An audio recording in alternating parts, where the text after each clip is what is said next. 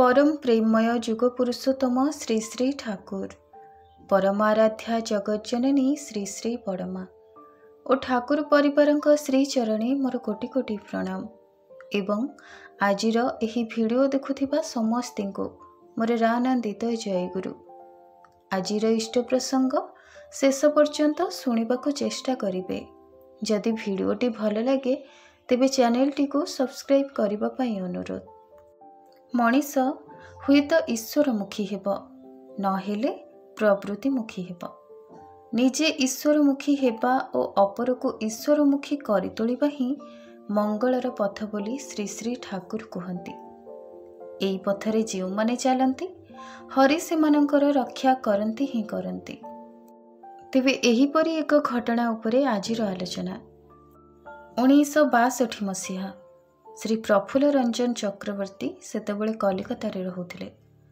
तांकर पुओ प्रणवर बयस सेही समय 3 वर्ष थिला। गोटे दिन अपराह्नर घटना।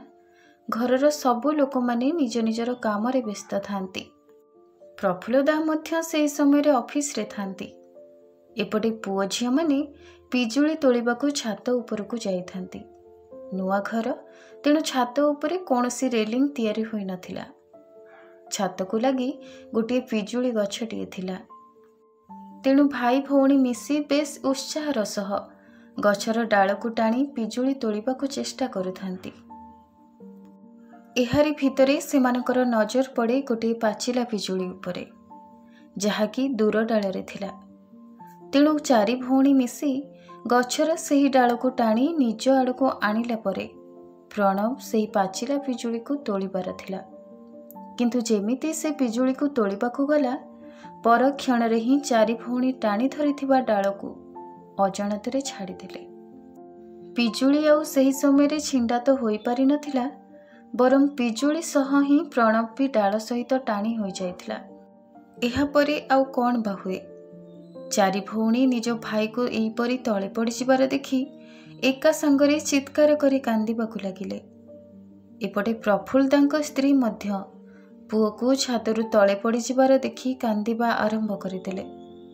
से दिगहरा होई जाइथिले। सेही समय रे केवल आर्तनाद करी डाकुथिले ठाकुर को, ठाकुर मोर पुओ को रक्षा कर, मो पुओ को फेराई दियो। देखु देखु महलार प्राय सबु लोक माने सेठारे आसी जमा होई सारी थांती। प्रकृत रे प्रणव जो स्थान रे पड़ीथिला सेठारे घर तैयारी होई नथिला। कंटार तार रे जगाटा घेरा जाइथिला एवं इटा और गोड़ी पथर जमा होई रखा जाइथिला। एमिति स्थान रे पड़िले बंचिबार संभावना प्राय कम। एहीपरि भाबी जेतेबेले समस्ते कंदाकटा करुथांती सेही समय प्रणव आसी निज मार लुगा कानी धरी कहिबाकू लागिला, माँ तुमे काहेकि कांदुछ? देख मोर तो किछि हेइनी। तार माँ तो विश्वास ही करि पारु नथिले। सेतेबेले माँ को टाणी करी ठाकुर को सिंहासन पाखकू नहीं जाइथिला प्रणव।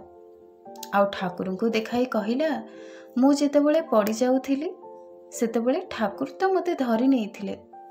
माँ तुमे विश्वास कर, मते आघात किछि भी लागिनी।